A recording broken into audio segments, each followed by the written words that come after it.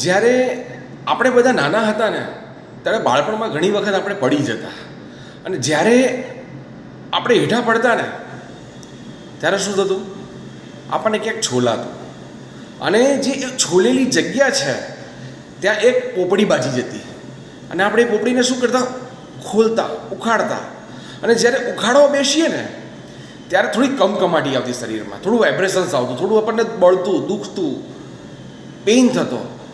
પછી ધીમે ધીમે મોટા થયા ને એટલે આપણે સમજણા થયા, અને આપણે એ જે પોપડી છે ને ખોતરવાનું બંધ કરી નાખ્યું. ધીમે ધીમે એ પોપડી એની જાતે જ ઉખાડવા માંડી, અને જે જગ્યાએ વાગ્યું હતું, જ્યાં છોલાયું હતું, ત્યાં રૂ જોવા માંડ્યું. એટલે કે બિલકુલ પેનલેસ. એવી જ રીતે જ્યારે આપણે મોટા થયા ને તો આપણા મગજની અંદર, આપણા જીવનની અંદર એવા ઘણા બધા દુઃખો આવે છે, જે આપણે એ દુઃખને મગજમાં લઈને એને ખોતર કરીએ છીએ. એટલે આપણને શું છે, એ દુઃખ થોડું વધારે આપે છે.